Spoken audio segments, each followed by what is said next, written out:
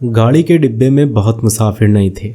मेरे सामने वाली सीट पर बैठे सरदार जी देर से मुझे लाम के किस्से सुना रहे थे। वो लाम के दिनों में बर्मा की लड़ाई में भाग ले चुके थे और बात बात पर खीखी करके हंसते थे और गोरे फौजियों की खिल्ली उड़ाते थे। डिब्बे में 3 पठान व्यापारी भी थे।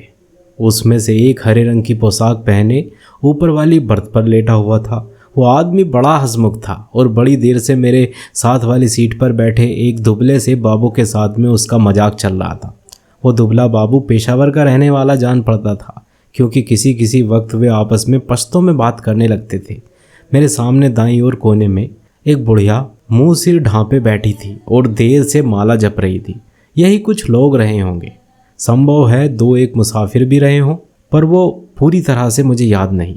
गाड़ी धीमी रफ्तार से चली जा रही थी और गाड़ी में बैठे मुसाफिर बतिया रहे थे और बाहर गेहूं के खेतों में हल्की हल्की लहरियां उठ रही थी और मैं मन ही मन बड़ा खुश था, क्योंकि मैं दिल्ली में होने वाला स्वतंत्रता दिवस समारोह देखने जा रहा था। उन दिनों के बारे में सोचता हूँ तो लगता है हम किसी झुटपुटे में जी रहे हैं। शायद समय बीत जाने पर अतीत का सारा व्यापार ही झुटपुटे में बीत जाना पड़ता है।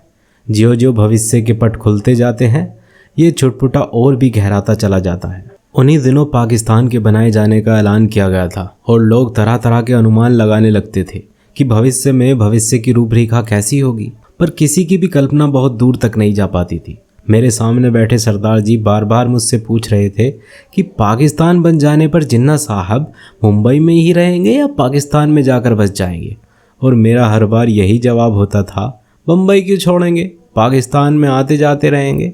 मुंबई छोड़ देने में क्या तुक है। लाहौर और गुरदासपुर के बारे में भी अनुमान लगाए जा रहे थे। कौन कौन सा शहर किस ओर आएगा। मिल बैठने के ढंग में, गपशप में, हंसी मजाक में कोई विशेष अंतर नहीं आया था। कुछ लोग अपने घर छोड़कर जा रहे थे, जबकि अन्य लोग उनका मजाक उड़ा रहे थे। कोई नहीं जानता था कि कौन सा कदम ठीक होगा और कौन सा गलत। एक और पाकिस्तान बन जाने का जोश था, तो दूसरी ओर हिंदुस्तान के आज़ाद होने का जोश। जगह जगह दंगे भी हो रहे थे और यौम आज़ादी की तैयारियां भी चल रही थी। इस पृष्ठभूमि में लगता देश आज़ाद हो जाने पर दंगे अपने आप बंद हो जाएंगे। वातावरण में इस झुटपुट में आज़ादी की सुनहरी धूल सी उड़ रही थी और साथ ही साथ अनिश्चय भी डोल रहा था। और इसी अनिश्चय की उपस्थिति में किसी किसी वक्त भावी रिश्तों की रूपरेखा झलक दे जाती थी। शायद झेलम का स्टेशन पीछे छूट चुका था जब ऊपर वाली बर्थ पर बैठे पठान ने एक पोटली खोल ली और उसमें से उबलता हुआ मांस और नान रोटी के टुकड़े निकाल कर अपने साथियों को देने लगा। फिर वो हंसी मजाक के बीच में मेरी बगल में बैठे बाबू की ओर भी नान का टुकड़ा और मांस की बोटी बढ़ाकर खाने का आग्रह करने लगा था। काले बाबू, ताकत आएगी, हम जैसा हो जाएगा, बीबी भी तेरे साथ में खुश रहेगी। काले दालकोर, तू दाल खाता है इसलिए दुबला है। डिब्बे में लोग हंसने लगे थे। बाबू ने पश्तो में कुछ जवाब दिया और फिर मुस्कुराता सिर हिलाता रहा। इस पर दूसरे पठान ने हंसकर कहा, ओ जालिम, हमारे हाथ से नहीं लेता है तो अपने हाथ से उठा ले। खुदा कसम बकरे का गोश्त है और किसी चीज का नहीं है। ऊपर बैठा पठान चहक कर बोला, ओ खंजीर की तुम, इधर तुम कौन देखता है, हम तेरी बीबी को नहीं बोलेगा और तू हमारे साथ बोटी तोड़, हम तेरे साथ दाल पिएगा। इस पर कह कहा उठा और दुबला पतला बाबू हंसता सिर हिलाता रहा और कभी कभी 2 शब्द पश्तो में कह देता, ओ कितना बुरा बात है, हम खाता है और तू हमारा मुंह देखता है। सभी पठान मगन थे। ये इसलिए नहीं लेता कि तुम्हारे हाथ नहीं धोए हैं, स्थूलकाय सरदार जी बोले और बोलते ही खीखी करने लगे। अधलेटी मुद्रा में बैठे सरदार जी की भी आधी तोन सीट के नीचे लटक रही थी। तुम अभी सोकर उठे हो और उठते ही पोटली खोलकर खाने लग गए हो, इसलिए बाबूजी तुम्हारे हाथ से नहीं लेते, और कोई बात नहीं।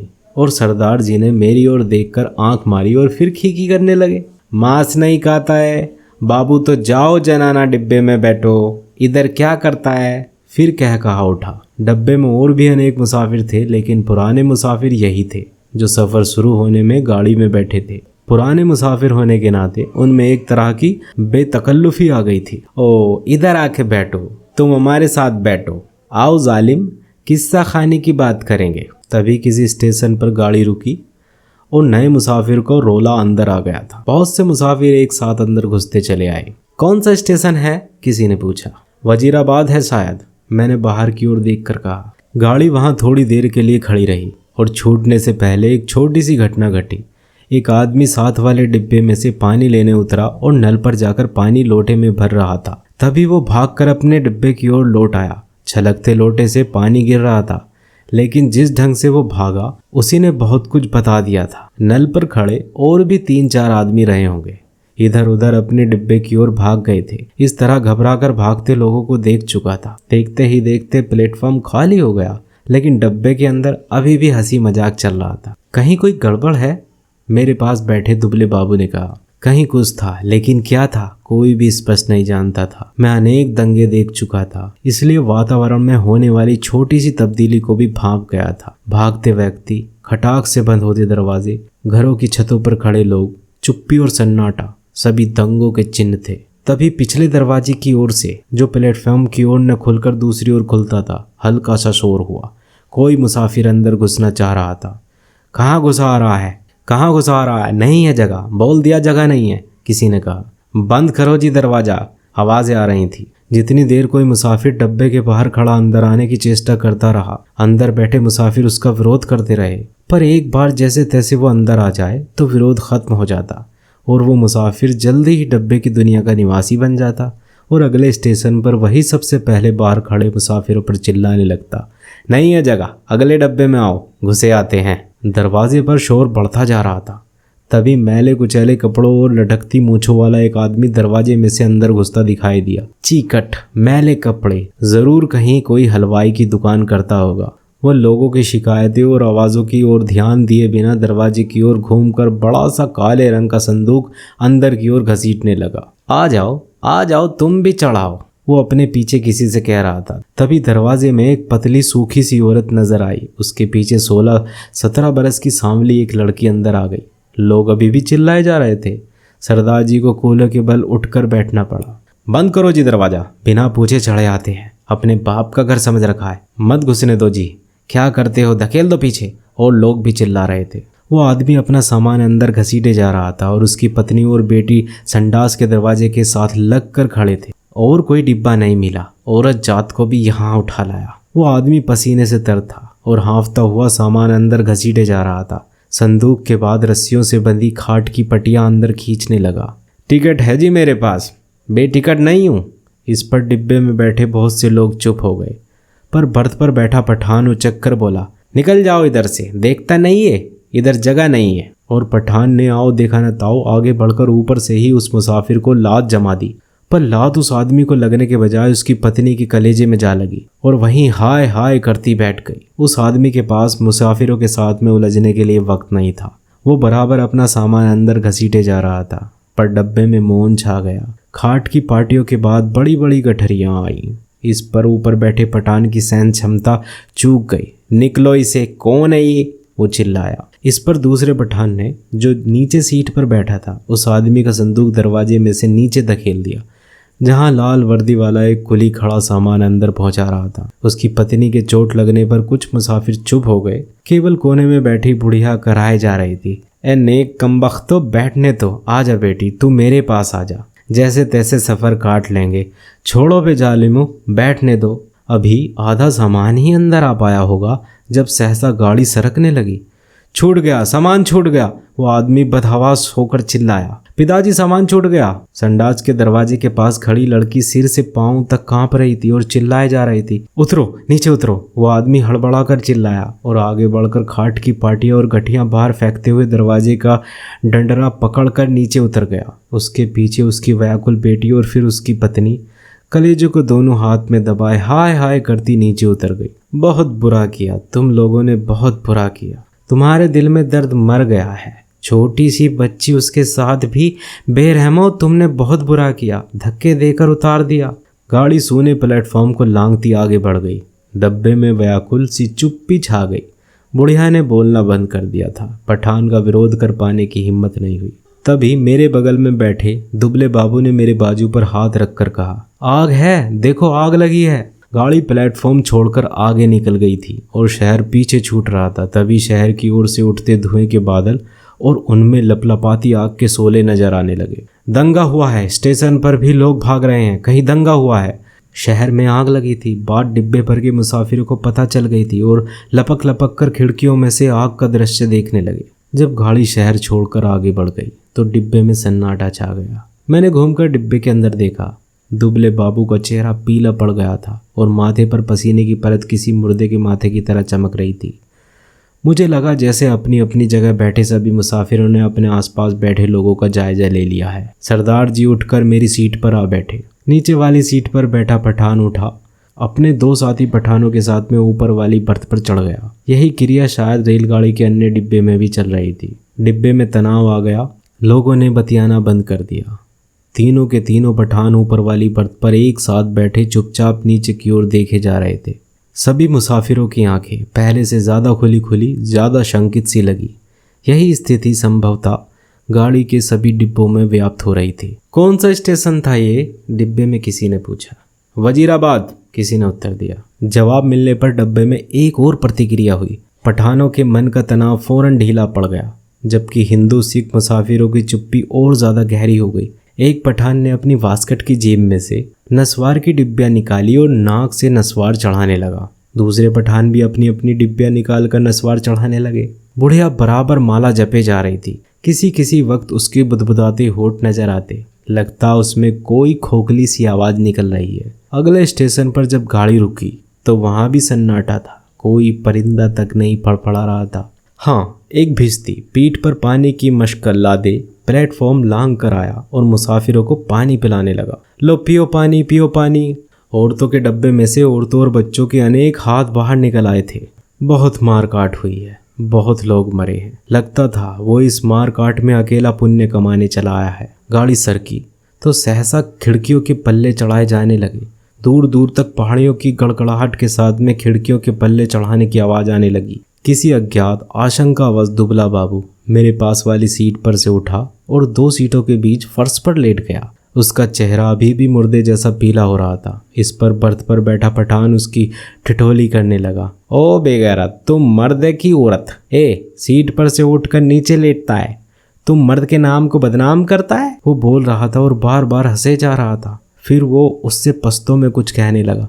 बाबू चुप बना लेटा रहा। अन्य सभी मुसाफिर चुप थे। डिब्बे का वातावरण बोझिल बना हुआ था। ऐसे आदमी को हम डिब्बे में नहीं बैठने देगा। ओ बाबू, अगले स्टेशन पर उतर जाओ और जनाना डब्बे में बैठो। मगर बाबू की हाजिर जवाबी अपने कंठ में सूख चली थी। हकला कर चुप हो रहा, पर थोड़ी देर बाद वो अपने आप उठकर सीट पर जा बैठा और देर तक अपने कपड़ों की धूल झाड़ता रहा। वो क्यों उठकर फर्श पर बैठ गया था? शायद उसे डर था कि बाहर से गाड़ी पर पथराव होगा या गोलियां चलेंगी। शायद इसी कारण खिड़कियों के पल्ले चढ़ाए जा रहे थे। कुछ भी कहना कठिन था। मुमकिन है किसी एक मुसाफिर ने किसी कारण से खिड़की का पल्ला चढ़ाया हो और उसकी देखा देख बिना सोचे समझे धड़ाधड़ खिड़कियों के पल्ले चढ़ाए जाने लगे हों। बोझिल अनिश्चित से वातावरण में सफ़र कटने लगा। रात गहराने लगी। डब्बे के मुसाफिर चुपचाप शंकित ज्यों के त्यों बैठे थे। कभी गाड़ी की रफ्तार सहसा टूटकर धीमी पड़ जाती तो लोग एक दूसरे की ओर देखने लगते। कभी रास्ते में ही रुक जाती तो डब्बे के अंदर का सन्नाटा और भी गहरा उठता। केवल पठान निश्चित बैठे थे। हाँ, उन्होंने भी बतियाना छोड़ दिया था क्योंकि उनकी बातचीत में कोई भी शामिल होने वाला नहीं था। धीरे धीरे पठान ऊँगने लगे, जबकि अन्य मुसाफिर फटी फटी आंखों से शून्य में देखे जा रहे थे। बुढ़िया मूसर लपेटे टांगे सीट पर चढ़ाए बैठा बैठी सो गई थी। ऊपर वाली बर्थ पर एक पठान ने अधलेटे ही कुर्ते की जेब में से काले मनकों की तस्बीर निकाल ली और धीरे धीरे हाथ में चलाने लगा। खिड़की के बाहर आकाश में चांद निकल आया और चांदनी में बाहर की दुनिया और भी अनिश्चित और भी अधिक रहस्यमयी हो उठी। किसी किसी वक्त दूर किसी और आग के शोले नजर आते। कोई नगर जल रहा था। गाड़ी किसी वक्त चिंगाड़ती हुई आगे बढ़ने लगती, फिर किसी वक्त उसकी रफ्तार धीमी पड़ जाती और मीलों तक धीमी रफ्तार से ही चलती रहती। सहसा दुबला बाबू खिड़की में से बाहर देखकर ऊंची आवाज में बोला, हरबंसपुर निकल गया है। और उसकी आवाज में उत्तेजना थी। वो जैसे चीख कर बोला था। डिब्बे के सभी लोग उसकी आवाज सुनकर चौंक गए। उसी वक्त डब्बे के अधिकांश मुसाफिर ने मानो उसकी आवाज को ही सुनकर करवट बदली। ओ बाबू, चिल्लाता क्यों है? तस्बीह वाला पठान चौंक कर बोला, इधर उतरेगा तुम, खंजीर खींचू। जाहिर है वो हरबंसपुर की स्थिति से अथवा उसके नाम से अनभिज्ञ था। बाबू ने कोई उत्तर नहीं दिया, केवल सिर हिला दिया और एक आध बार पठान की ओर देखकर फिर खिड़की की ओर बाहर झांकने लगा। डब्बे में फिर मौन छा गया। तभी इंजन ने सीटी दी और उसकी एक रस रफ्तार टूट गई। थोड़ी देर बाद खटाक का सा शब्द भी हुआ। शायद गाड़ी ने लाइन बदली थी। बाबू ने झांक कर उस दिशा में देखा जिस ओर गाड़ी बढ़ी जा रही थी। शहर आ गया है, वो फिर ऊंची आवाज़ में चिल्लाया। अमृतसर आ गया है, उसने फिर से कहा और उछल कर खड़ा हो गया और ऊपर वाली बर्थ पर लेटे पठान को संबोधित करके चिल्लाया, ओबे पठान के बच्चे, नीचे उतर, तेरी माँ की नीचे उतर, तेरी उस पठान बनाने वाले की तो मैं। बाबू चिल्लाने लगा और चीख चीख कर गालियाँ बकने लगा था। तस्बीह वाले पठान ने करवट बदली और बाबू की ओर देखकर बोला, ओ क्या है बाबू, हमको कुछ बोला? बाबू को उत्तेजित देखकर अन्य मुसाफिर भी उठ बैठे। नीचे उतर, तेरी मैं हिंदू औरत को लात मारता है हरामजादे, तेरी उस। ओ बाबू बकबकाई ना करो, ओ खंजीर के तो गाली मत बको, हमने बोल दिया हम तुम्हारा जबान खींच लेगा। गाली देता है मादर, बाबू चिल्लाया और उछलकर सीट पर चढ़ गया। वो सिर से पांव तक कांप रहा था। बस बस, सरदार जी बोले, ये लड़ने की जगह नहीं है, थोड़ी देर का सफ़र बाकी है, आराम से बैठो। तेरी मैं लात न तोड़ूं तो कहना, गाड़ी तेरे बाप की है? बाबू चिल्लाया। ओ हमने क्या बोला, सभी लोग उसको निकालता था, हमने भी निकाला। ए इधर हमको गाली देता है, हम इसका जबान खींच लेगा। बुढ़िया बीच में फिर बोल उठी, वे जीर्ण जोग्यो, आराम नाल बैठो, वे रब दिए बंदिया, कुछ होश करो। उसके होठ किसी प्रेत की तरह फड़फड़ाए जा रहे थे और उसमें से छीण सी फुसफुसाहट सुनाई दे रही थी। बाबू चिल्लाए जा रहा था, अपने घर में शेर बनता है, अब बोल, तेरी मैं उस पठान बनाने वाले की। तभी गाड़ी अमृतसर के प्लेटफॉर्म पर रुकी। प्लेटफॉर्म लोगों से खचाखच भरा था। प्लेटफॉर्म पर खड़े लोग झांक झांक कर डब्बे के अंदर देखने लगे। बार बार लोग एक ही सवाल पूछ रहे थे, पीछे क्या हुआ, कहाँ पर दंगा हुआ है? खचाखच भरे प्लेटफॉर्म पर शायद इसी बात की चर्चा चल रही थी कि पीछे क्या हुआ है। प्लेटफॉर्म पर खड़े 2-3 खोमचे वालों पर मुसाफिर टूट पड़ रहे थे। सभी को सहसा भूख और प्यास परेशान करने लगी थी।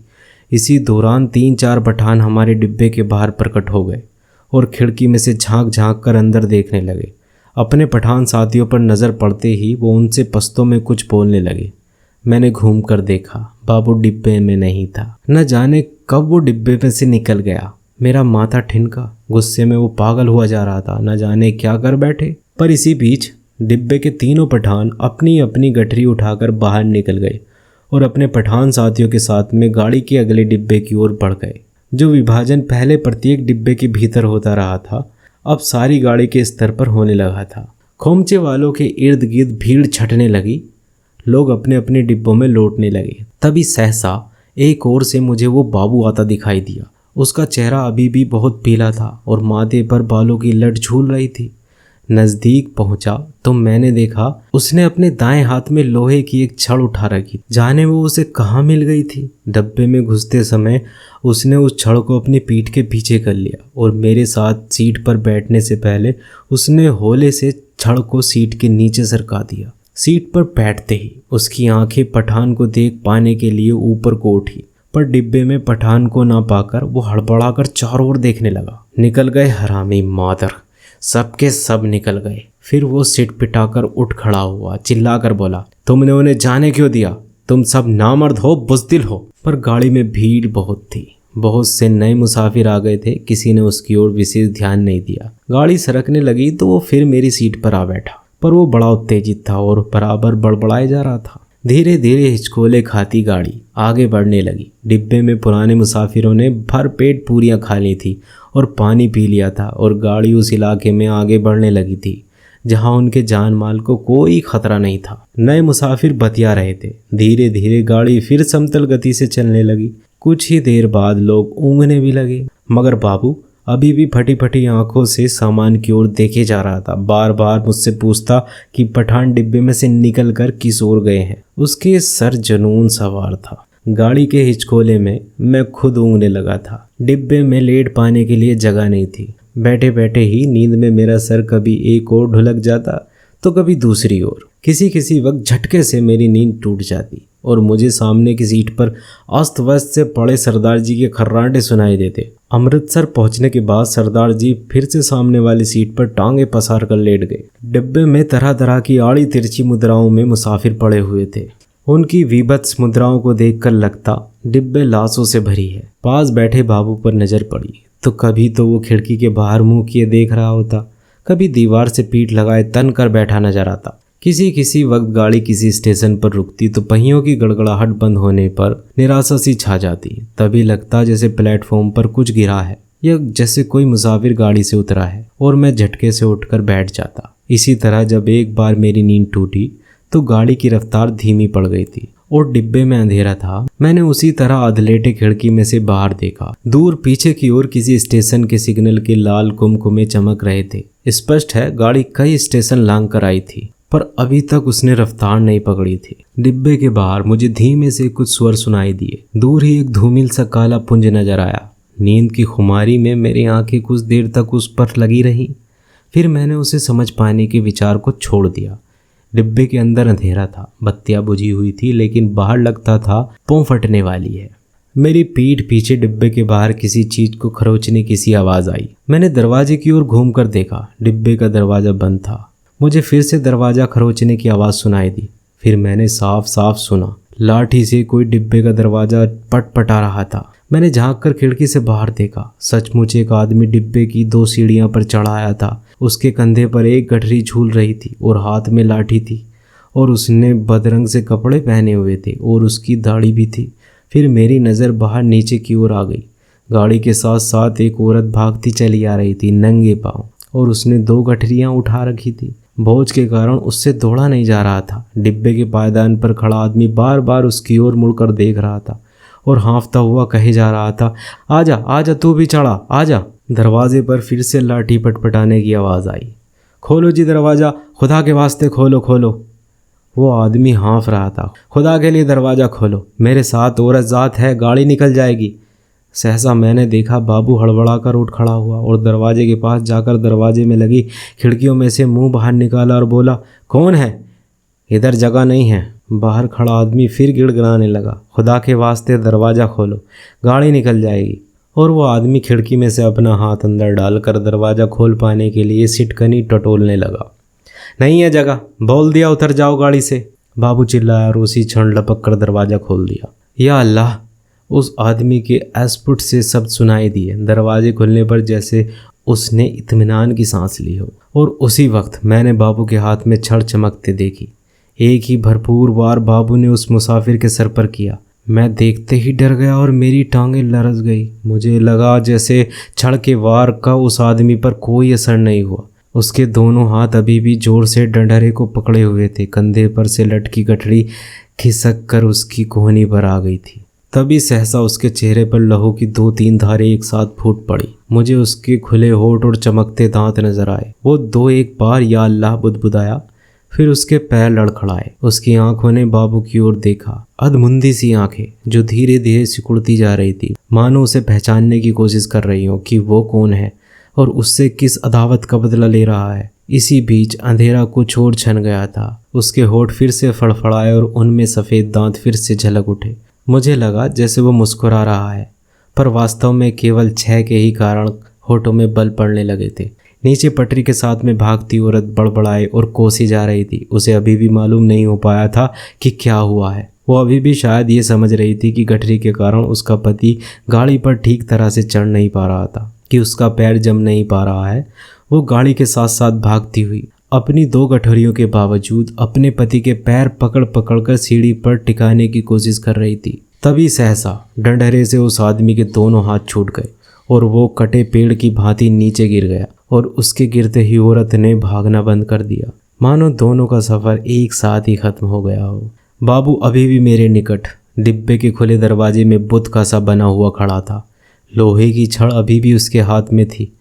मुझे लगा जैसे वो छड़ को फेंक देना चाहता है, लेकिन उसे फेंक नहीं पा रहा। उसका हाथ जैसे उठ नहीं रहा था। मेरी सांसें अभी भी फूली हुई थी और डब्बे के अंधियारे कोने में मैं खिड़की के साथ में सट कर बैठा उसकी ओर देखे जा रहा था। फिर वो आदमी खड़े खड़े हिला। किसी अज्ञात प्रेरणावश वो एक कदम आगे बढ़ा और दरवाजे में से बाहर पीछे की ओर देखने लगा। गाड़ी आगे निकलती जा रही थी। दूर पटरी के किनारे अंधियारा पुंज सा नजर आ रहा था। बाबू का शरीर हरकत में आया। एक झटके में उसने छड़ को डब्बे से बाहर फेंक दिया। फिर घूमकर डब्बे के अंदर दाएं बाएं देखने लगा। सभी मुसाफिर सोए पड़े थे। मेरी ओर उसकी नज़र नहीं उठी। थोड़ी देर तक वो खड़ा ढोलता रहा। फिर उसने घूमकर दरवाज़ा बंद कर दिया। उसने ध्यान से अपने कपड़ों की ओर देखा, अपने दोनों हाथों की ओर देखा। फिर एक एक करके अपने दोनों हाथों को नाक के पास ले जाकर उन्हें सूंघा, मानो जानना चाहता हो कि उसके हाथों से खून की बू तो नहीं आ रही है। फिर वो दबे पांव चलता हुआ आया और मेरी बगल वाली सीट पर बैठ गया। धीरे धीरे छुटपुटा छटने लगा। दिन खुलने लगा। साफ सुथरी सी रोशनी चारों ओर फैलने लगी। किसी ने जंजीर खींचकर गाड़ी को खड़ा नहीं किया था। छड़ खाकर गिरी उसकी देह मीलों दूर छूट चुकी थी। सामने गेहूं के खेतों में फिर से हल्की हल्की लहरियां उठने लगी थी। सरदार जी बदन खुजलाते उठ बैठे। मेरी बगल में बैठा बाबू दोनों हाथ सिर के पीछे रखे सामने की ओर देखे जा रहा था। रात भर में उसके चेहरे पर दाढ़ी के छोटे छोटे बाल उगाए थे। अपने सामने बैठा देखकर सरदार उसके साथ बतियाने लगा। बड़े जीवट वाले हो बाबू, दुबले पतले हो पर बड़े गुर्दे वाले हो। बड़ी हिम्मत दिखाई है। तुमसे डरकर ही वे पठान डिब्बे में से निकल गए। यहाँ बने रहते तो एक ना एक की खोपड़ी तुम जरूर दुरुस्त कर देते। और सरदार जी हंसने लगे। बाबू जवाब में मुस्कुराया, एक विभत्स सी मुस्कान, और देर तक सरदार जी के चेहरे की ओर देखता रहा।